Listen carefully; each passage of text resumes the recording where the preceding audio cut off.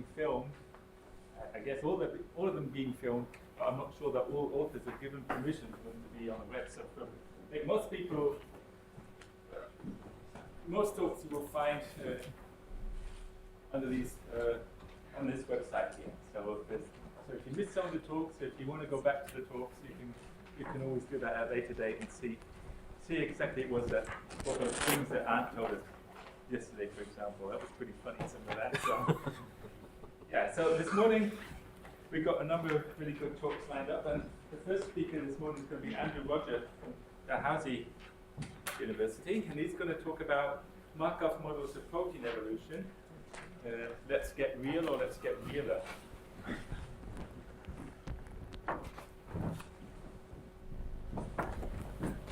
That's how Canadians speak, for instance. But thanks, Daniel, and thanks very much to Daniel, Mike, and Vince for inviting me to this. This is a great idea. You going to do it every year? So I just want to first say that everything I will talk about is really joint work with a number of people, so you can blame them as well as me. Especially Ed Susko, who's in the audience, who is responsible for the more statistical modeling aspect of most of what I will say. Matt Spencer is also here, and I will only talk briefly about things that we've done in collaboration with Matt. Most of the work I will discuss has been done by a student, Ed, Christian, and an undergraduate student I had a few years ago. So I just want to make sure that everyone knows that, that this isn't my work. Unless you like it, then I'll take credit. So what we've been doing in our lab, and a lot of groups now, have been trying to infer phylogeny from large concatenated sets of protein alignments. And what seems to be coming up repeatedly is we often infer trees that we suspect are not correct, and that there are some kind of artifacts going on in those trees. And I think it's becoming clearer and clearer that some of the reasons for deep phylogenies failing, as Gavin and Pete Lockhart talked about the other day, is due to the fact that our models of how molecules evolve, especially proteins, are very poor, in fact. And so what I want to do is focus right in on how the model sort of comes into the whole issue, and try and just give a little bit of background on modeling protein evolution. So if we think in this big set of concatenated alignments, we have a given protein G, and the different colors refer to different species. And so if we look at just a single site in that protein, we can sort of imagine for a given tree, the site is the leaves of this tree are labeled by the states in the species here. And what we don't know, of course, is what the ancestral sequences are. And for any kind of probabilistic-based modeling, what we really need is some kind of model for what the probability is for transitions between amino acid types along this tree. And so, for instance, across this branch in the middle of the tree, we really need to get an idea, in order to do some kind of likelihood or Bayesian calculation, what the probability of going from whatever the state was here to the state there. And that's this transition matrix that I'll call Pij matrix. So this Pij matrix is what I'm sort of referring to more or less as the model of protein evolution. And there's many ways of skinning this particular cat. One of them is to actually analyze proteins not at the amino acid level that I was just showing you, but at the coding sequence level. So at triplet codons, which code for amino acids. And this is probably the most mechanistically correct way of doing it, because you're actually trying to model the actual mutations where they're occurring, not the sort of propagated change in terms of what amino acid that codes for. And that's probably going to be the subject of other talks today, so I'm not actually going to talk about that more mechanistically correct way of doing it. Suffice to say that there are some reasons why that isn't always the best thing to do, especially for deep phylogenetic analyses, and you can challenge me on that contention later. What I will talk about is these typical models of amino acid interchange that have been built by assembling large databases of protein alignments, and then by some means of estimation, the frequencies of interchanges between amino acid types are assembled or estimated, and from that you can parameterize a model that will give you this transition matrix, this PIJ matrix. I should say that amongst these kinds of models, there's all sorts of different flavors. Margaret Dayhoff came up with the PAM model in the 70s, but more recently there have been much bigger databases and better improvements on estimation, so these are probably more the models that most people are using now. Another thing that's often done and is quite important is to account for the fact that different sites in a protein alignment are expected to evolve at different rates due to some kind of selective constraints, that some parts of the molecule are functional and therefore shouldn't change very much, whereas other parts of the molecule may be more or less placeholders in the molecule, so it could evolve much faster. And typically that's done with some kind of rates across sites distribution, parametric distribution like the gamma distribution.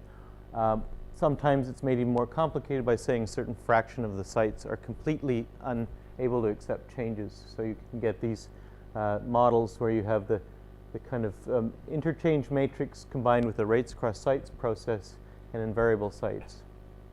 Another thing that's often done is to say that not all proteins are equal. Some might have different frequencies of the character states than others. And so we could try and adjust this matrix to reflect the frequencies of the amino acids in the model, the protein of interest. So we'll go back to this toy example of the various species aligned across this tree and the two interior states that we don't know, and just give an expression in a very, this is how biologists like to do equations. They put actual time signs and things. And I'm a biologist, so in case that wasn't obvious. What we really have is all of those things I just told you are this rate matrix of exchangeabilities between amino acids.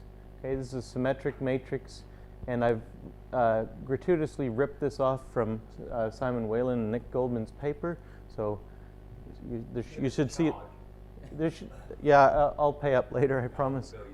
Okay. I was trying to think of putting copyright there just to. And then this frequency, which is a diagonal matrix. So this is how the frequencies can get adjusted, is by changing this diagonal matrix of stationary amino acid frequencies. And then there's the edge length corresponding to this edge E, and then the rate distribution usually comes in the form of a mixture model, and so you will do this calculation several times for different rate classes coming from a discretized version of the gamma distribution. And this is just to show what rates across sites type patterns look like in a very cartoonish way, that some sites in your columns in your alignment are going to go fast, say that's red, and some are going to go slow, and this little R tells you whether they're fast or slow. And you do a weighted, when you calculate the likelihood of the whole site, you're going to end up doing a weighted average over the different rate classes. So this looks like a pretty complicated model, actually, and many of you will think, oh, that's sufficiently complicated. The problem is, as a biologist, you look at this and you immediately realize that it is a drastic oversimplification. And the question of whether or not it's drastic is really the point. and I'm going to try and convince you it is a drastic oversimplification. And part of the reason it's an oversimplification is that you're averaging over all sites. So that those matrices that came up, you've averaged them over different sites. You've also averaged them over different lineages of organisms, across families of different proteins. Okay, and so the JTT or the WAG type models are actually averages of something which could be the individuals could be quite different from what the average ends up looking like. So one of the reasons it's a simplification is also because that you don't expect the evolutionary process to obey the same rules in different lineages. Proteins do change in function, and different parts of the molecule will either be under purifying selection or become neutral or be under positive selection at different times, as Pete Lockhart pointed out. And so there's going to be some heterogeneity across lineages in the process. And perhaps more importantly, at different positions in the protein, because proteins aren't just linear strings of amino acids, they're three-dimensional entities. There's different contexts of each site in a protein, where it's located, what its neighbors are in the 3D space, that actually determine what kind of properties those sites can take. Okay, and so if we treat all sites as equal, we're basically averaging over quite a lot of variation.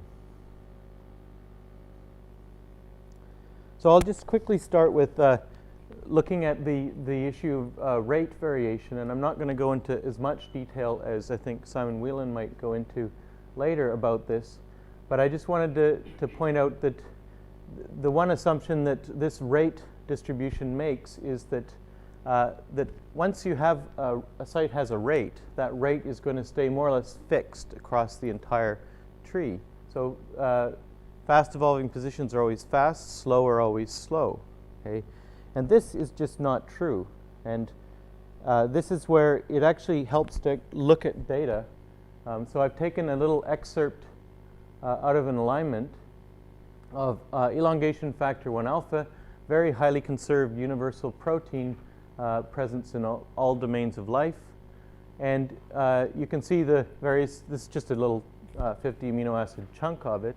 So if we look carefully at this alignment, what we can see is that there are some sites which appear to be completely unvarying in eukaryotes, but are actually seem to be changing across the archaebacteria fairly quickly. And we can sort of make a rough assumption that the depth of branching in these groups is more or less equal. And it turns out that you see lots of patterns like this. In fact, you can probably identify other patterns which you might suspect are evidence that the rate of evolution is actually changing in these different lineages. So R isn't fixed across the tree, at least it doesn't seem like it. You would think that sites like this would be rather improbable, but it doesn't take very long if you stare at alignments to see them. And so following up a bit on what other people have mentioned, John Rhodes went through in detail how this kind of rate variation across the tree is dealt with. I'm going to call it heterotachy here as a generic term for rates varying across the tree. Of course, there's the covariant models that John Rhodes talked about. That came up, the sort of first parameterization of the covariant process came from Tuffley and Steele, and as he pointed out, there have been refinements and complexifications over the years of these models. There's also another sort of class of models that have been brought up, not in the context of tree estimation, but more in the context of trying to find places in molecules where rate shifts have occurred across splits. And Zungu has done some work on that. Ed Susko and I did some work on this a few years ago, trying to model rate shifts across splits as a bivariate rate distribution. And a number of other workers have also allowed different rates for different parts of the tree as actual parameters rather than the sort of mixture model approach or the covariant model type approach. And then more recently, people have tried to look at kind of heterotachy that doesn't look quite as homogeneous as covariant models, where all sites can turn on and off at some rate. These are models that allow different sites to have come from a different tree with different edge lengths. Okay? So these are sort of mixture of edge length models that allow some sites to be sped up in some lineages and slowed down in other lineages. So that's more or less all I'm going to say about the rates across sites assumption and the violation of the rates across sites assumption. It's something that's receiving a lot of attention, and I think we're making good progress on trying to deal with that. I want to focus a bit more on this part of the equation, which is the exchangeability between amino acid types and the stationary frequencies. And this is typically what is referred to in the literature as Q, the Q matrix, the product of the exchangeability in the stationary frequency matrix. And this matrix makes, this kind of parameterization makes the assumption that all sites basically follow one type of model. One Q matrix describes how different sites in your molecule will interchange. Okay, and it also makes the assumption that these amino acid frequencies probably won't vary much across sites or very much across the tree. Okay? So different species shouldn't have drastically different amino acid compositions. Different sites shouldn't have drastically different amino acid compositions. And with all beautiful things, that's also not true. And I'd like to give this example to people who aren't sort of biochemists, which is if we look at this, this is the 3D structure of a protein called enolase, and this is just the trajectory of the backbone of the amino acid backbone of the protein. And what I've done here on the right is I've mapped all of the so-called hydrophobic amino acids. These are water-hating amino acids, whatever you want to call them. And it's a specific chemical class of amino acids. So here's where they are located sort of as a surface rendering in this enolase structure. And so maybe you could say that, well, that's more or less randomly across the structure. If we now ask where are the charged amino acids, the ones that actually like to interact with water, what you see is that. And I would contend that's not kind of a random distribution of where charged versus hydrophobic amino acids occur. Specifically, charged amino acids tend to occur on the surface of the protein. So they're basically layering on top of the amino acids, the hydrophobic amino acids. And that makes sense because this protein is sitting in water, and these charged amino acids can actually form bonding kind of arrangements with the water around them. Okay? So that's one piece of evidence that different sites in a protein are not all equal. Another piece of evidence comes again from just looking at an alignment. This is a protein called chaperone 60, and what I've got here is this is the mitochondrial form in eukaryotes. Maybe these words don't mean too much, but this is bacteria, and so the split here is probably something between 1 and 1.5 billion years ago. So we're looking at a very deep split.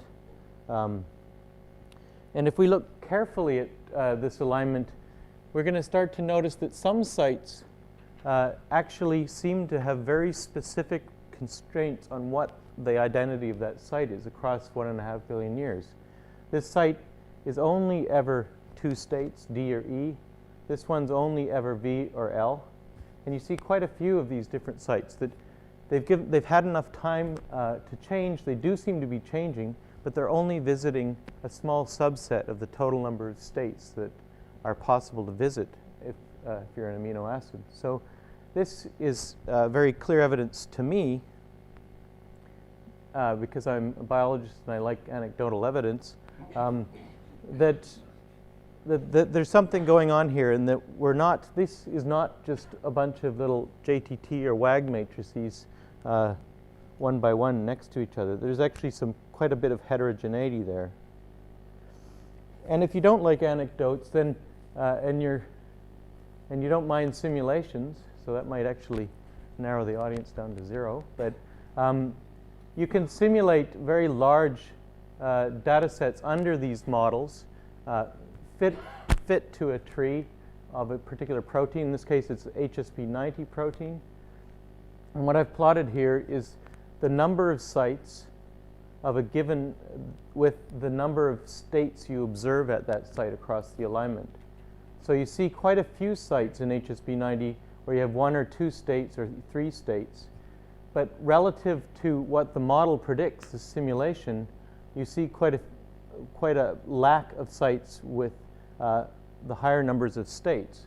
So what this is more or less saying is that, in fact, real data does have more of a restriction on the number of states that can be visited at sites than you would predict based on these fancy parameterized protein evolution models. And this model was actually fit on this data set and this tree. So this is what you expect under that model. So if you don't like simulations and you want statistical tests, so that's what this is. This is over a number of different protein families, 21 different protein families that we cobbled together from the PFAM database that had greater than 200 sites, so quite a few amino acid sites, and greater than 30 taxa species, so that we get a pretty good sample of species and sites. And what we've done is 2 different statistical tests to see if the distribution of amino acid states, the number of states at sites, matches the simulated distribution. And this chi-squared test is basically a chi-squared test on the histogram I showed you just previously. And this is a Z test based on a kind of entropy measure that we've applied to both the simulated and the real data. And so what you can see here with the stars, the double stars means less than 0.001, a p-value of less than 0.001, rejecting the null hypothesis that the simulated distribution and the real distribution are the same. And so in most cases you see rejection. These are for different rate classes, so I tried to separate out different rate classes to get a finer grained test. So you see quite a lot of significant values at quite a low p-value here, indicating that indeed what you expect from the JTT plus gamma plus F model is not what you see in the real data set. So how do we deal with this? And I guess I've summarized 3 different ways that, 3 broad classes of ways that things have been dealt with to try and capture the site-specific nature of protein evolution. One is to try and actually just use the observed frequencies at sites or site classes to parameterize models. Okay, and this has been done by Bill Bruno and Nicolas Lartiot and other people.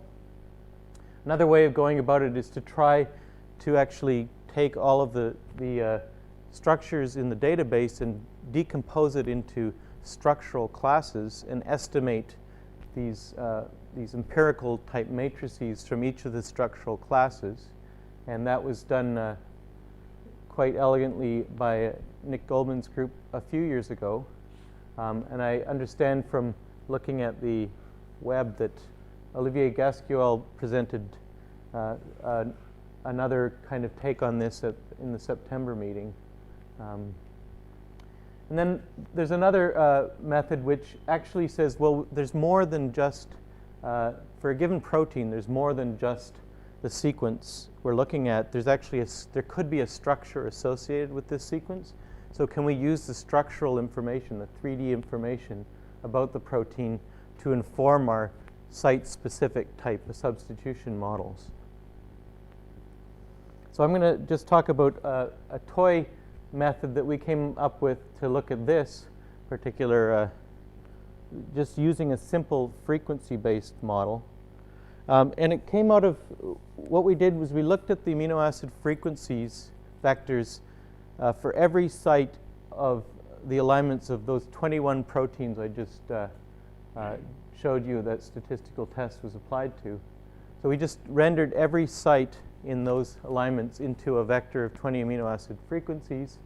And then we turned that into a big matrix of frequencies by sites across all 21 and did a principal components analysis to see whether we could see any general patterns in the data. And so what we ended up with was this funny horn diagram in the first two principal components, which didn't look at all like, we kind of wanted clusters of points. And so this was kind of a mysterious looking thing. It looked like a pattern, but it wasn't clear what it was. So we actually went and looked at the individual points in some of these horns on this principal components analysis. And it became quite clear, if you look at that you got sort of the three horns correspond to sites of a certain type of pattern.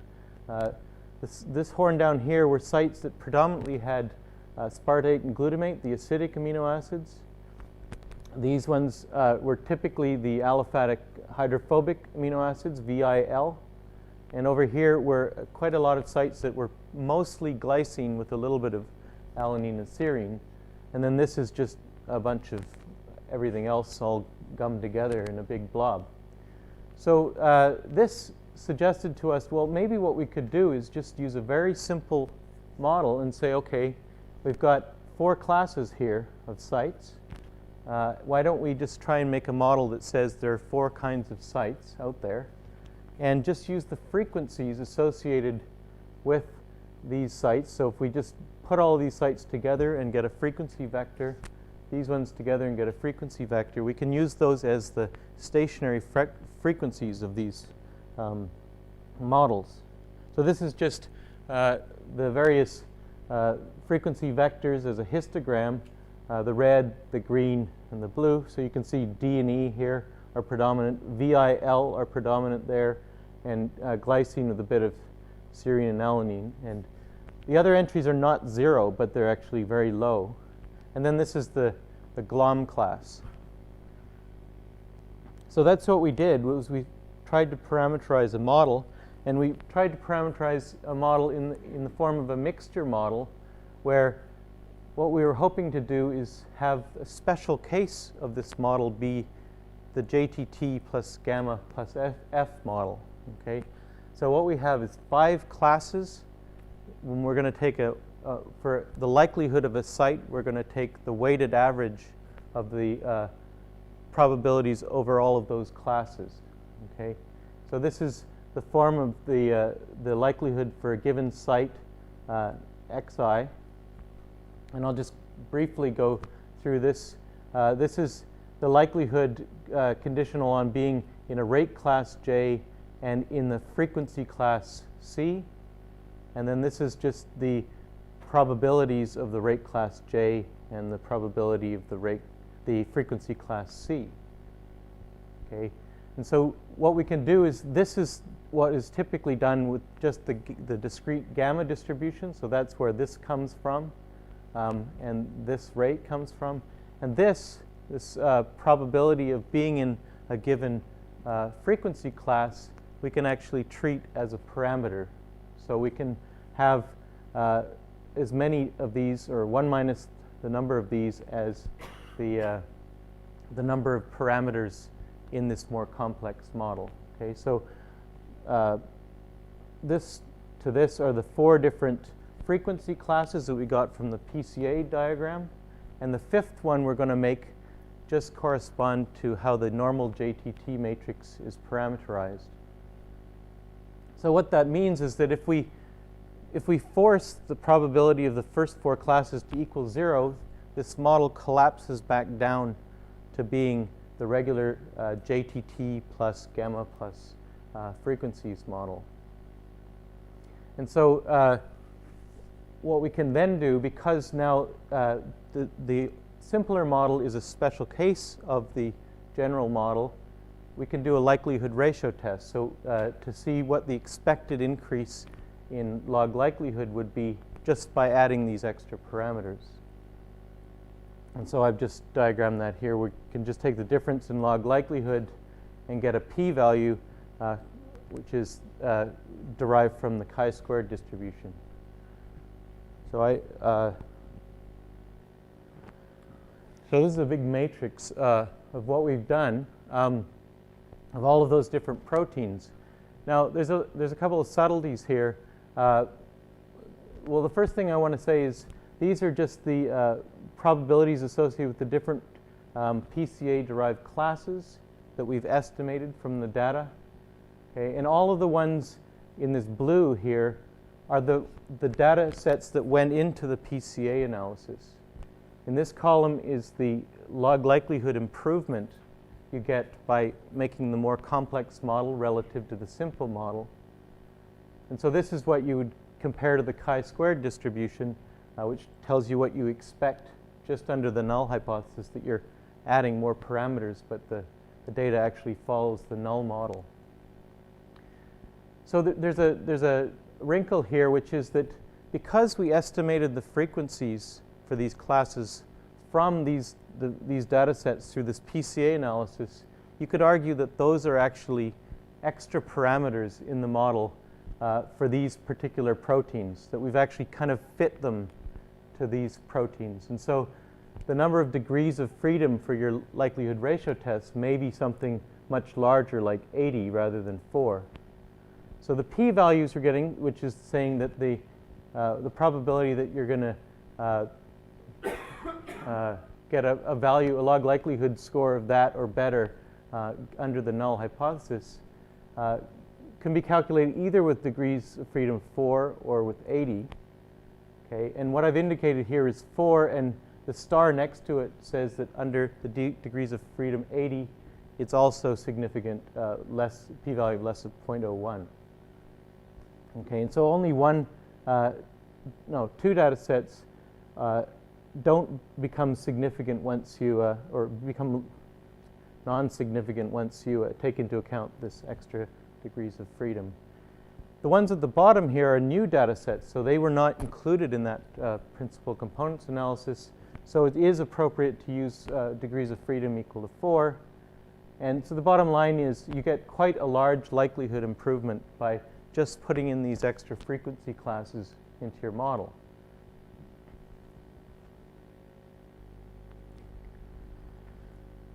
So that's a kind of a toy example of what you can do. One thing I should back up and say is what we've done there is adjusted the site-specific frequencies, this diagonal matrix of frequencies to fall into 5 different classes. The exchangeability matrix, the R matrix, we've actually just taken from the JTT model itself.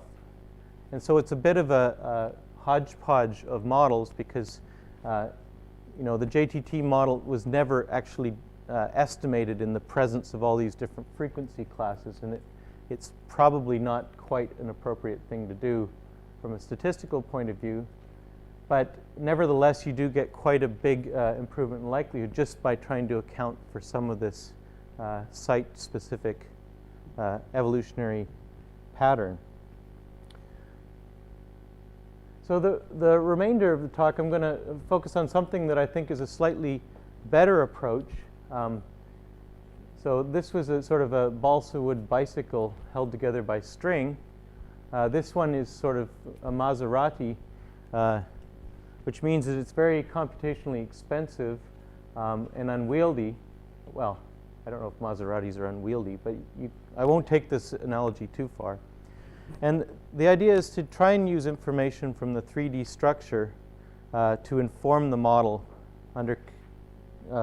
inform your model for the protein under consideration.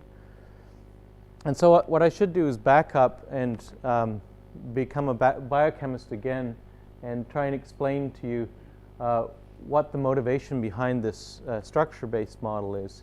And it all sort of comes back to the idea that probably comes from this guy, Christian Anfinsen, who worked on protein structure, one of the first real big protein structure scientists.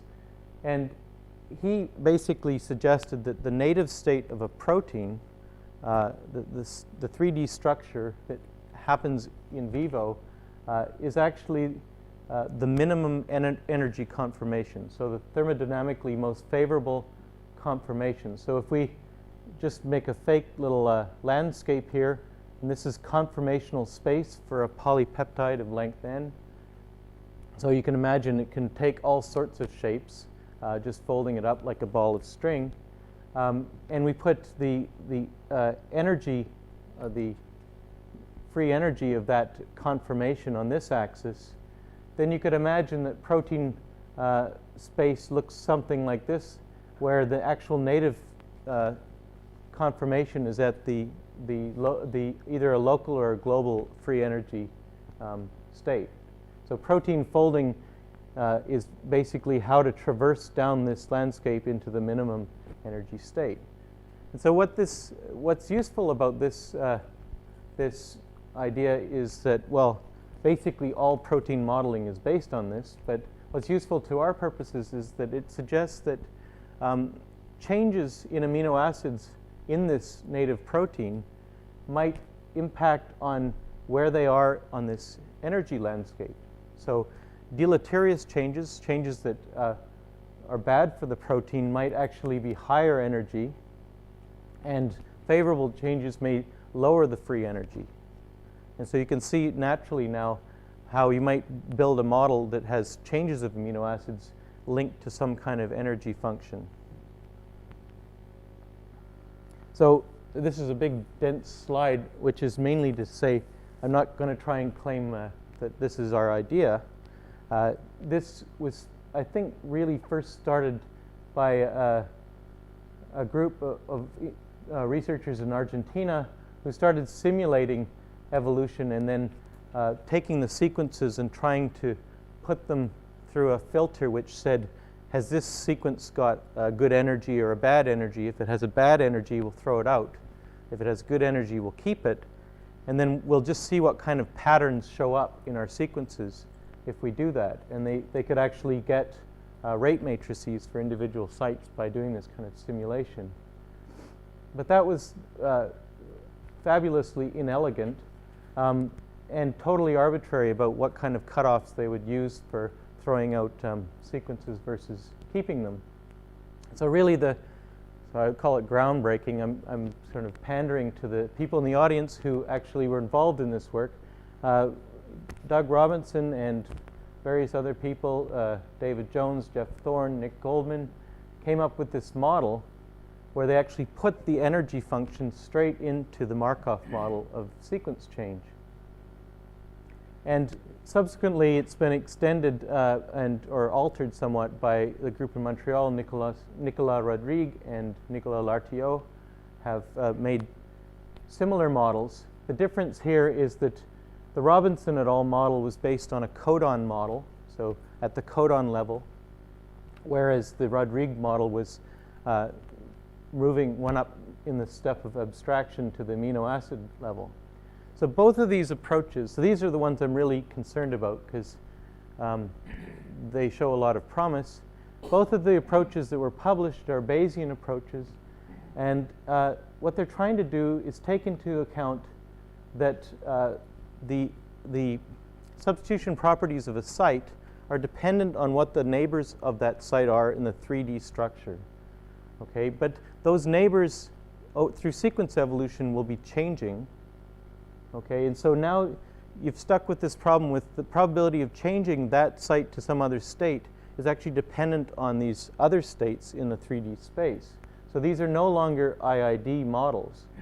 And this causes a huge computational problem because now the Q matrix that they want to use is the rate of going from sequence I to sequence J.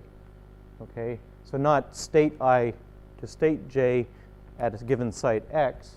It's now the entire sequence going to another entire sequence because now you can't consider sites independently. And so if you think about what these rate matrices look like, this is what they look like.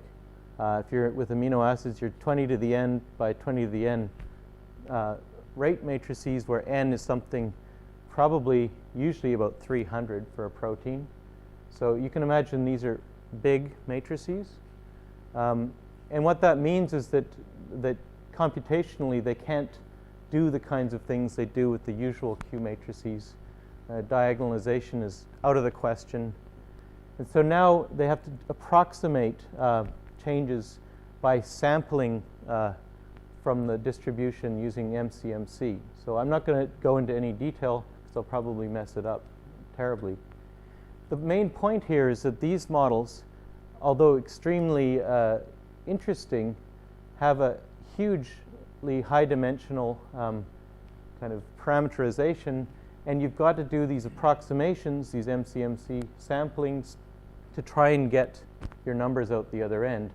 And it's like any of these kinds of MCMC samples, it's never clear, to me at least, how good these approximations are or when you've actually converged. If someone knows that, they could please tell me.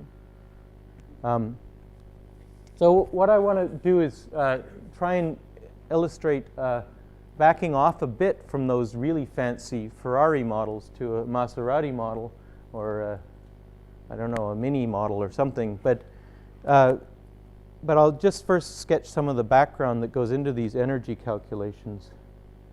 So it's all based on this idea from statistical physics called Boltzmann's principle, which is basically that the energy of a given state in a system is related to the probability that state is occupied at equilibrium. So the energy is proportional to this relation, which is this is the probability that state is occupied at equilibrium, and this is a bunch of sort of physics type stuff. But you see, the general idea is that there's a relation between energies and probabilities of being in a given state at a given time. So what the idea here is that really we can go and try and figure out the probabilities of seeing given amino acids at a certain distance from other amino acids in a protein structure, get the frequencies, say, from a database of that, and then convert those frequencies into energies of those various states. And so this is technically how it's done, and it's usually done expressed as a delta E, so there's some reference state. But you more or less count up how many, so if you're looking at amino acid I and J pairs, you divide space up into slices of distances, and you ask, how many times do I see I and J together at a given distance slice? Okay, and then that, once you figure out the probability of seeing that, you can actually put it into this equation and derive a relative energy for that state. And the way you do this is get a database of different protein structures so you can get lots of instances of I's and J's at given distances apart. Okay, and then when you actually want to go and calculate the energy at a given site in your protein of interest, you look in and you say, okay, I'm here, I'm this far away from this site, that's at a given distance slice. I go and look up my database of energies that corresponds to a given energy state, and we're just going to sum over all of the pairwise interactions.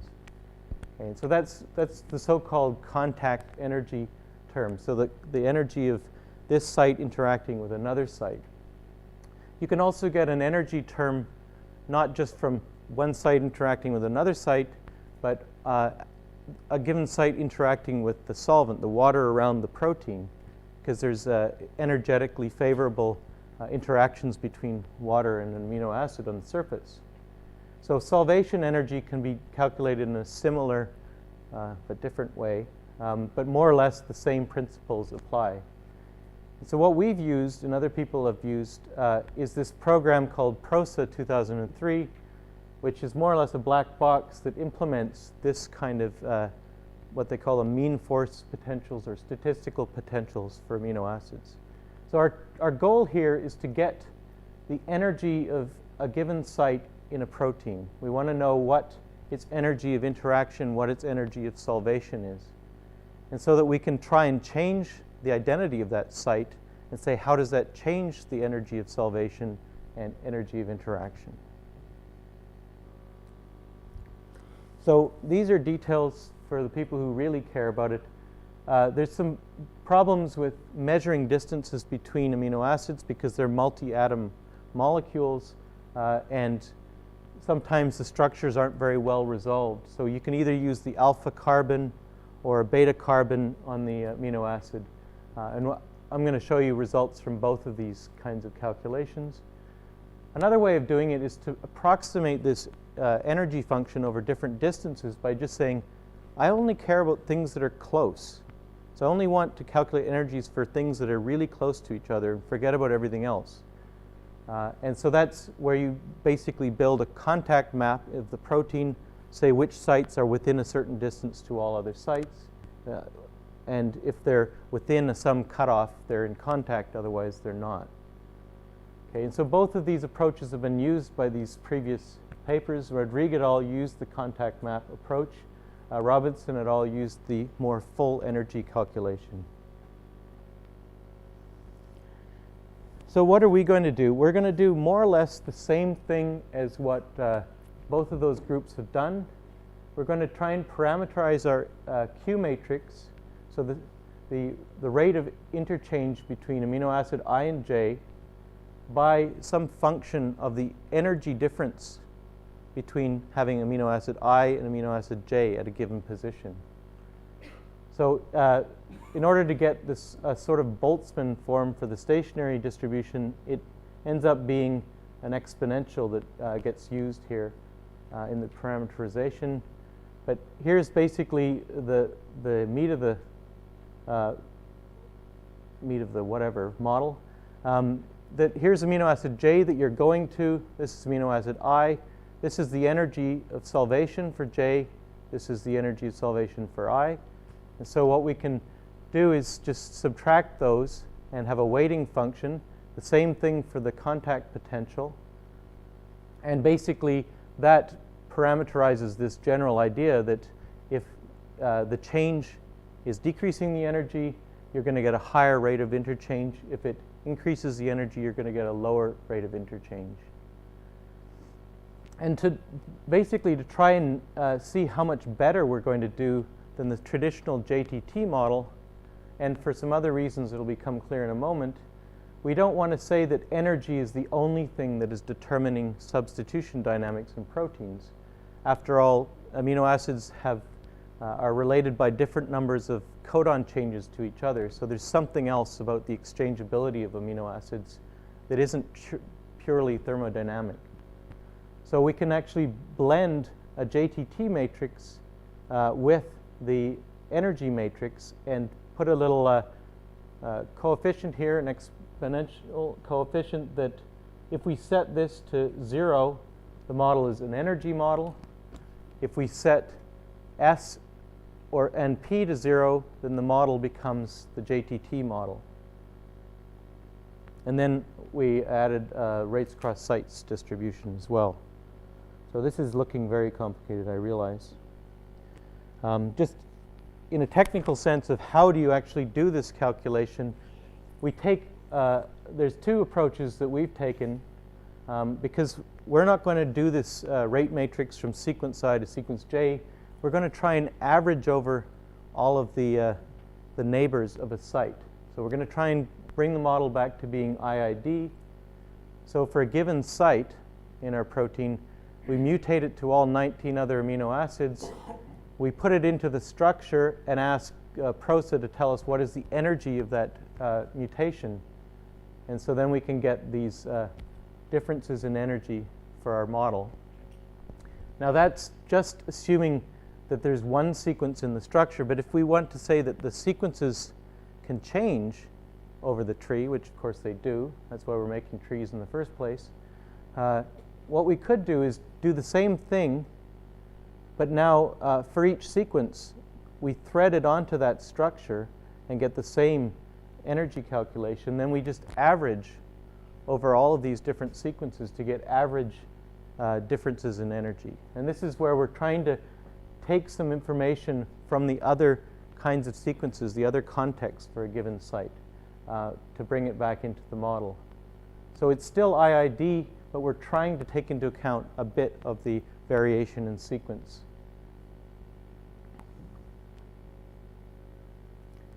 So I don't want to show big tables. There's several tables like this that we have for different proteins. What I want to just show you is what, for enolase, the one I showed you earlier, the protein I showed you earlier, what the general picture looks like. So if we look at the difference, 2 times the difference in log likelihood between the models, that's this likelihood ratio statistic. And so, of course, we're just going to call this one 0. This is your baseline background model. And we can look at the various kinds of energy models that we talked about, whether you use alpha carbons or beta carbons, whether you average over all sequences or you just use one sequence corresponding to the structure. And what you can see here is you get rather huge increases in log likelihood. And if you compare that to the increases we got in that balsa wood model I told you about earlier, we got a 92 here for that model. Here, this is more than 3 times as great, and we're talking log units here. So it's extremely, it's fitting much, much better than the typical models. What's interesting is that really the best model is using beta carbons and an average over sequences, but just using the structure alone sequence works reasonably well as well. So if you do use your likelihood ratio test, of course, these are all wildly significant increases in likelihood. So what I'm going to just briefly show you is how does this model fit when you actually look on the protein structure? Which parts of the model are fitting for parts of the protein better than JTT, and which ones are fitting worse? So I'm just going to show you where we've subtracted the likelihood for the fancy energy model from the site likelihood from this plain old JTT model. And then we plot that against various structural parameters. This plot just shows the number of contacts a given site has and its relationship to the difference, how much the energy model improves things. So it seems that the more contacts a site has, the less improvement on average there is for the energy model for these different proteins. For lipoxygenase, it's basically completely flat. For enolase and myoglobin, there's a slightly negative slope. So that's saying that proteins on sites on the interior of the protein are doing slightly less well than the sites on the surface of the protein under the energy model, which we didn't know in advance. And this is basically I don't know where the labels went. Who needs labels? This is the opposite thing, saying if a site, how solvent accessible is that site? How much water does it interact with? You see the likelihood improvement goes up the more water it interacts with. So this is saying more or less the same thing. Things at the surface interacting with water do better than things in the center of the protein. So what we can do, this isn't coming out very well, is look at, this is the distribution of differences in log likelihood that between the energy model and the JTT model. And things way on this side are sites where energy is doing extremely well, and things on that side are where energy is actually doing worse than the JTT model. So it's kind of interesting to look in the structure where these things are. So here's where energy does well. It's at the bottom. This is the enolase dimer, and it's mapped here on the bottom of the enolase dimer. You may not be familiar with looking at these kinds of diagrams, but basically this site is sitting right on the surface of the protein, sticking out in the solvent. And this is the alignment column that corresponds to that amino acid. And the reason I'm showing that is that basically if you look at the frequencies of amino acids that tend to be observed at this site, it matches very well what you should predict from the energy model. Okay. So the observed frequencies are in blue, and the energy contact energy model is red. The solvation component is in yellow, and then the JTT frequencies are in green. And so you can see some site, that one's very rich in glycine, okay? And so that's predicted by the energy contact function, the energy model, and that's what you really observe. And if you actually look at the Euclidean distance between the frequency vectors, it really is that both contact energy and solvation are closer to the observed than JTT. Now, what about where energy does very badly? Okay, I know that's sort of vulgar to say in England, but we're rude people in general. So this is the site which is the worst by far in terms of the energy model. And for a while we stared at this site, and it's in the middle of an alpha helix, this helical structure, and it's pointing towards this other loop. And we couldn't really figure out what on earth is wrong with this site. Why does the energy model not like it? Until we noticed, which was after about half an hour of head scratching, that in some species there's a proline at this position in the middle of an alpha helix. Others there's a glycine. And so being all biochemically savvy mathematicians, you will know that that is a no-no, that in protein structures you almost never you very rarely observe prolines in the middle of alpha helices. Because of the way the amino acid is joined back onto the backbone of the chain, it doesn't like to adopt this conformation in an alpha helix. Okay, so the energy model is saying, oh, I don't like that. And if you do the same plot of predicted stationary frequencies, it starts to look really messy. Things like proline, the contact potential in red here says, no, you shouldn't get it, whereas it's actually observed in real data.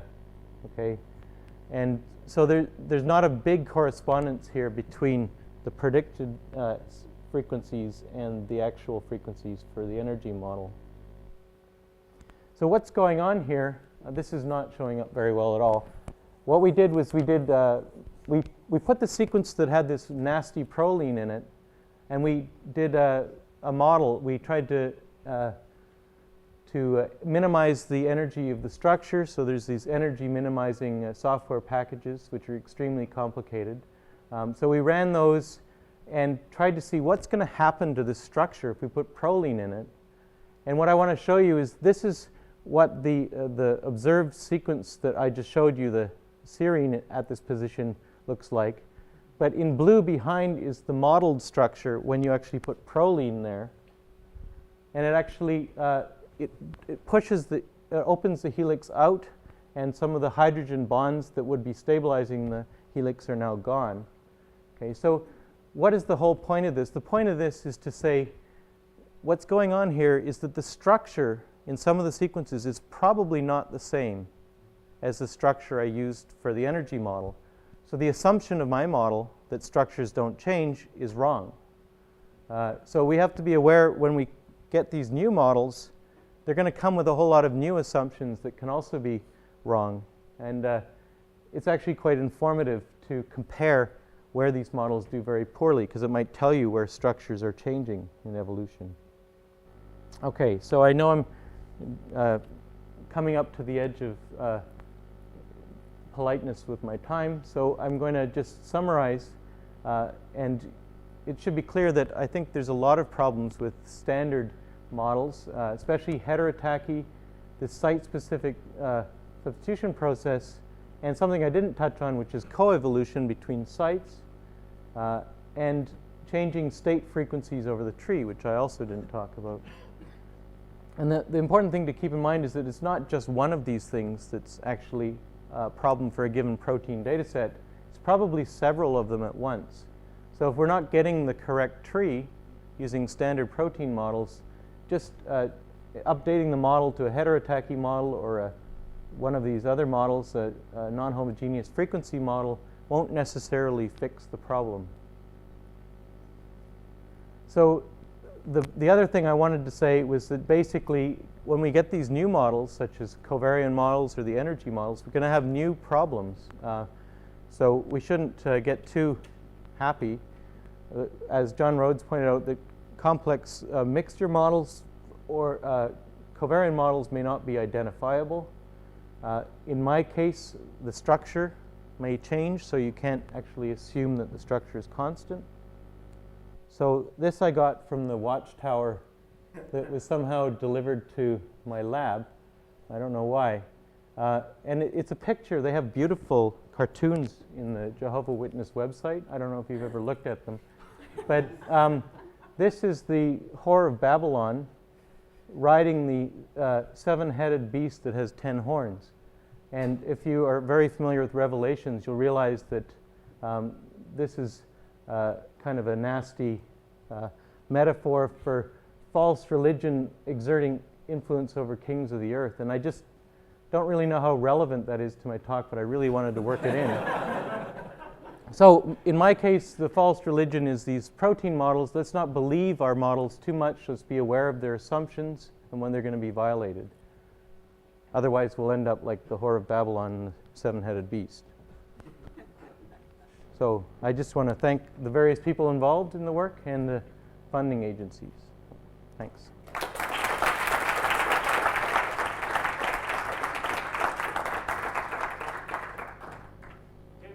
We have time for one or two questions.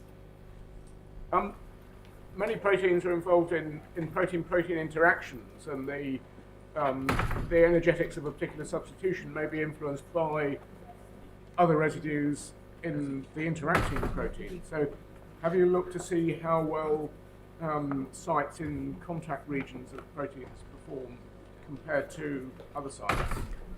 No, and that's actually part of the motivation for this is that we're hoping to find that there would be surface sites in a patch of the protein which were very poorly modeled by the energy model. And the reason is that protein in vivo is actually stuck to another protein, so the structure we have is not representing the real biologically meaningful structure. So far we haven't done that. It's possible that Nick or Gavin Naylor, someone who is also working on energy models, has done that. I wonder whether stability of the protein really is the aim of evolution. That clearly there are sites where it's not. I mean, if I want to have a house as stable as possible and I put in some more nuts and bolts to make it more stable, that's a good thing. If I do the same thing with a motor, it will just not run anymore. Yeah, a very good point. So I think it's becoming clear that having the most minimally energetic conformation is not really the only game in town in protein evolution. There has to be dynamics for it to do something, in fact. And many proteins actually adopt several conformations. So yeah, so this is sort of like, someone pointed out to me, this is kind of like a brick model of a protein, assuming that the protein's a brick, which I thought was probably an insult, but it's probably true. And it's not clear to me how we can sort of deal with that. Energy is part of the game, but it's certainly not the whole game. That's, I guess, what I would say. So we have to keep in mind that it's going to give us some information, but it may also mislead us if that's the only thing we're paying attention to. Okay, well, let's thank the speaker once again and move on to the next.